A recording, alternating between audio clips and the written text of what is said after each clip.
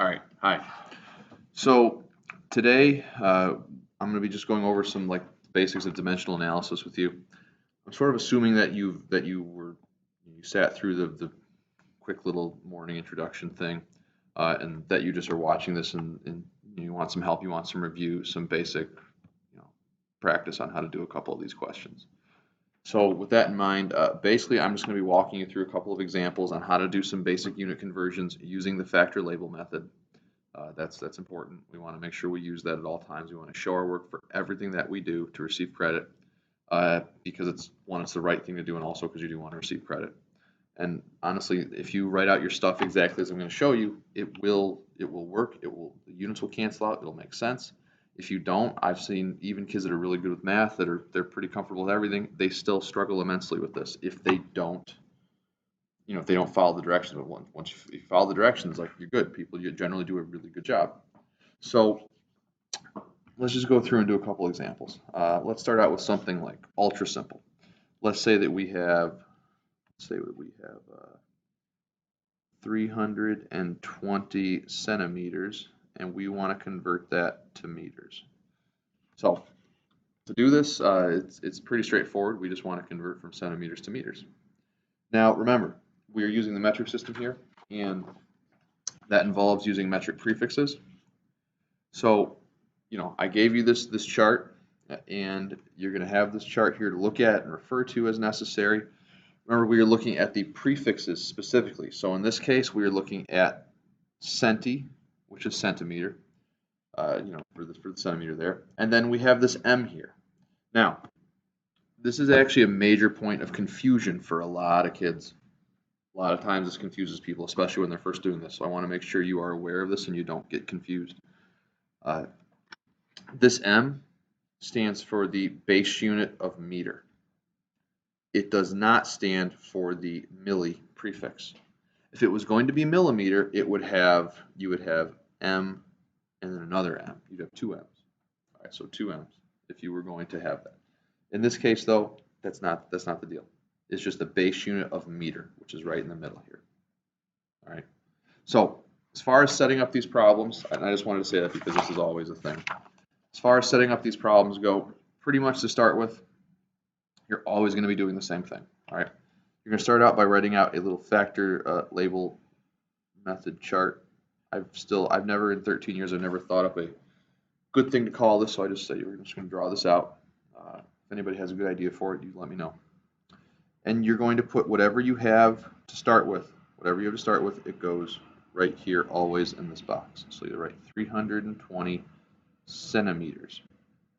Now, it is important that you actually write 320 centimeters. The factor label method, the point of all this, the factor label method, it treats all factors like you label all the factors. You include everything. What I mean by that is it's basically the big thing, and this thing that kids struggle with sometimes is that it treats the units here as though they're like a number. You can multiply them, divide them, cancel them, and that's what we're doing. Everything's treated as though it can be multiplied, divided, canceled. So you have to include everything. And that's honestly one of the big things that kids struggle with in chemistry in general, is that all of a sudden the number is just not a number. A number is like 320 is just not some random abstract number. Instead, it's now 320 centimeters. It's representing a distance. So we've got our 320 centimeters, and the way this works, whatever unit you write here, whatever unit you put here, you are going to always copy it down diagonally down there. All right, always. All right, so so it's simple, this little chart here. So whatever you put here, all right, you're going to copy it down to there. So if we had centimeters here, centimeters goes down there. All right, always. Very simple. Now, whatever the problem wants you to convert to, you're going to put in this top right box up there. All right. So that's what you'll do. Now, in the end, we're just going to end up basically dividing this by 100.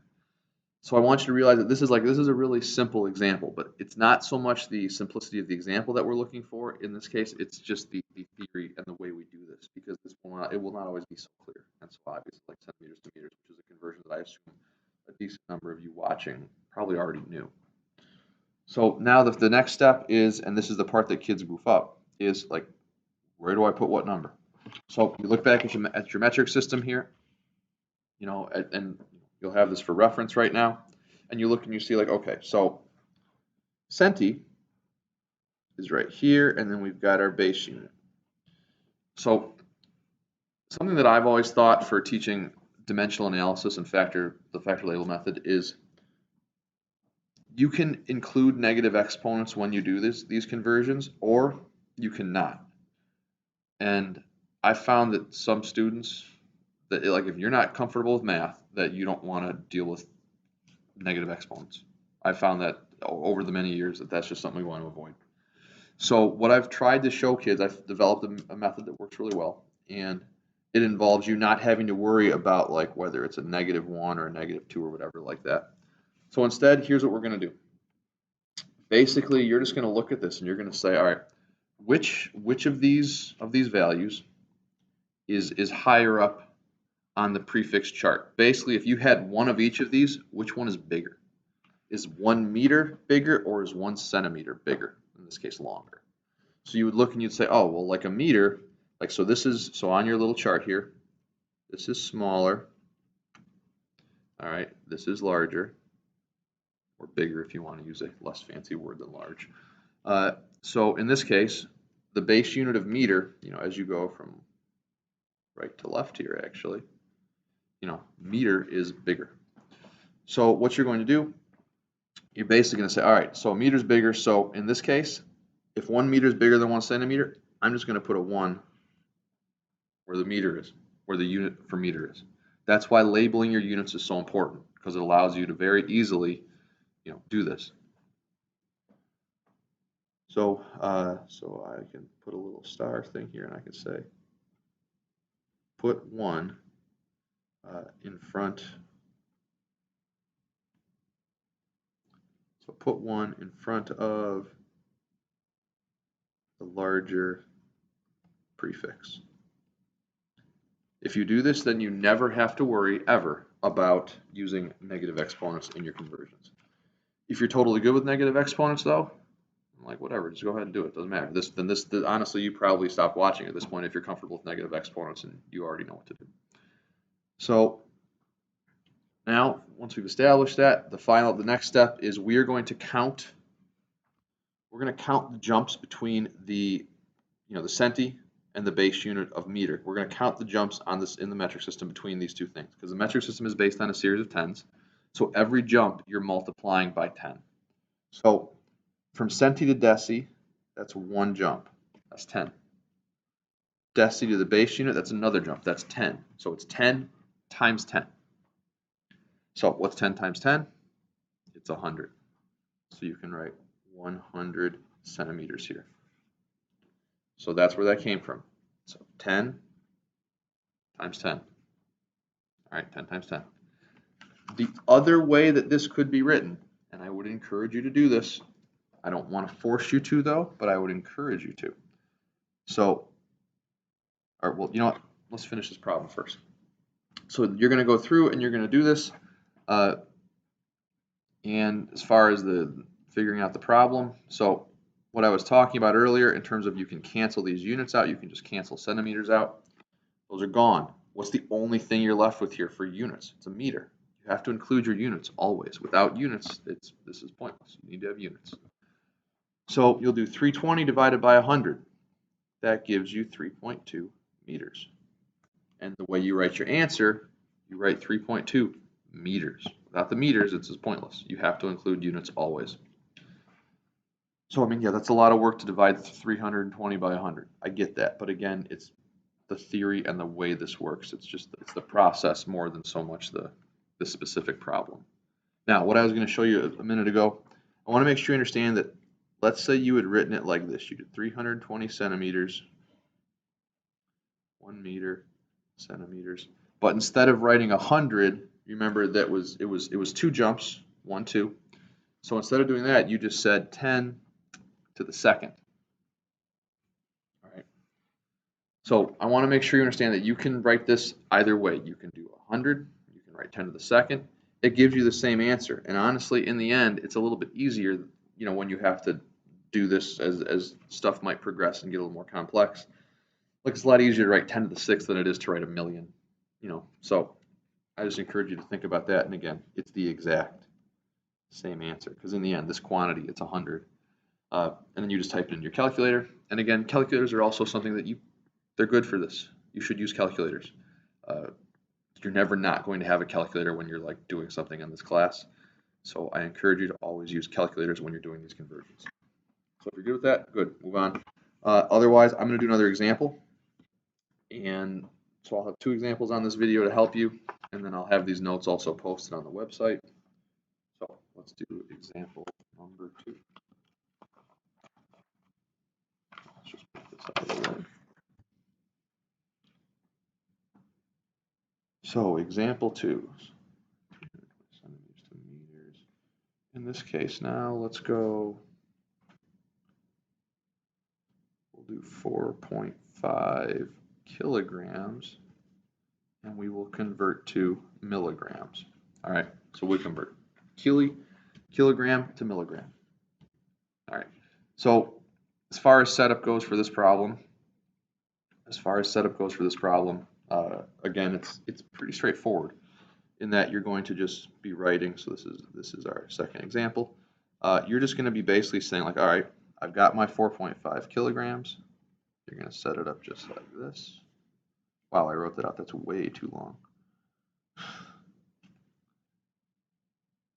So yeah, it's way too long. That's okay. I'm used to doing longer problems sometimes. So you'll write out, I'm going to flip that over. We'll just start over because that's going to bother me. So 4.5 kilograms to milligrams. Sorry, so we'll do 4.5 kilograms. That's better. And you got kilograms. So again, remember, whatever unit you write here, you automatically copy down there every single time. Don't think about it, just do it. Whatever you put there, put it down there. You got milligrams here, you're going to write milligrams right there. All right. This should be something that you can do when you see any problem like this without any, it doesn't require thinking. It's just putting this down here, always. So remember, diagonally, whatever your setup is like this, whatever you put here, kilogram, it goes down there. All right, whatever you start with, it goes right there. All right, just always.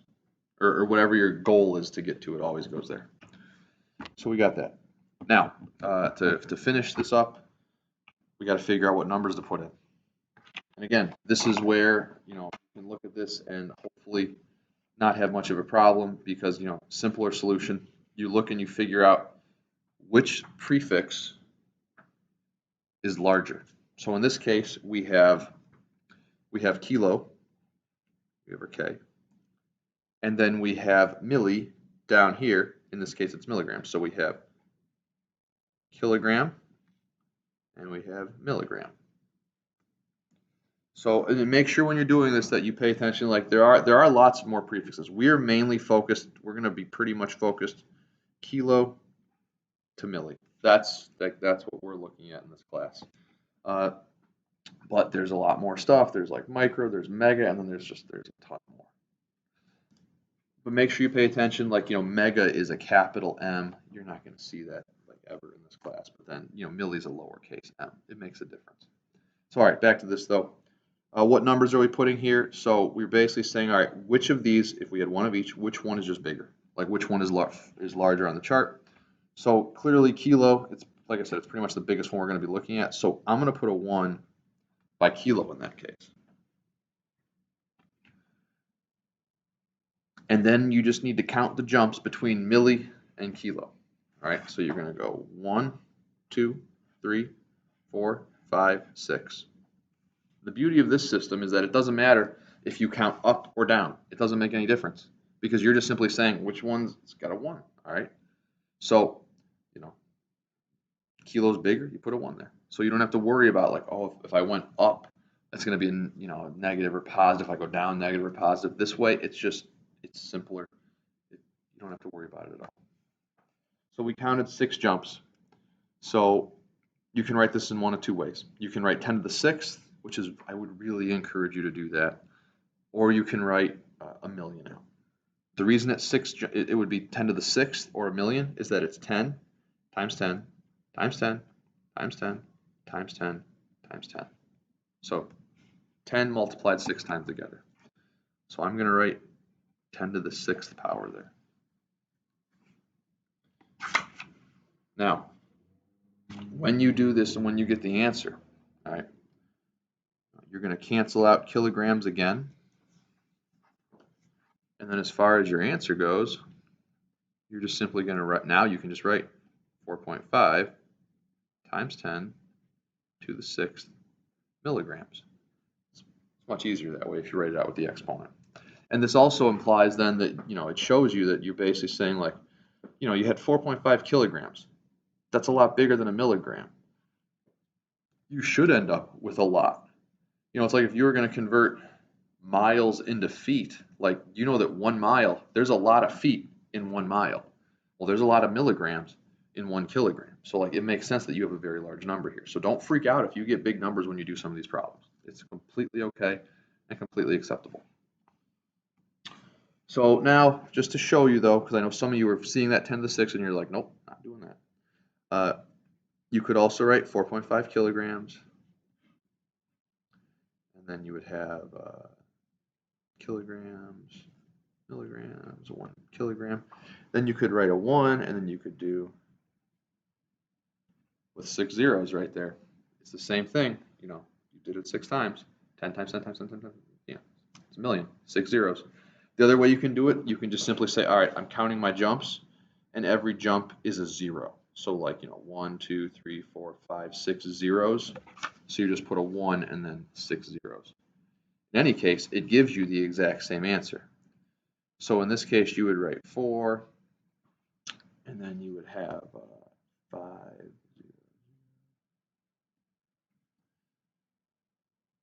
So you'd have 4,500,000 milligrams. The other big thing that would be important that you get out of all this is that this number and this number, they're exactly the same. They're exactly the same. They mean the exact same thing. Like to anybody that sees these two numbers, they need to realize they're the same. They are no different. They're the same. So I want to make sure that there's no problems there. All right, like understand that that's the deal, and because a lot of kids, they look at it and they say like, oh well, I got this in my calculator, but then like you had this in the answer, and it's like, why is it? And it's like, no, it's the same thing. It's exactly the same thing. So that's 2 examples of how to do this. Good review, good basic review for dimensional analysis and the factor label method. If you have specific questions beyond that, you can get in touch with me and I will help you.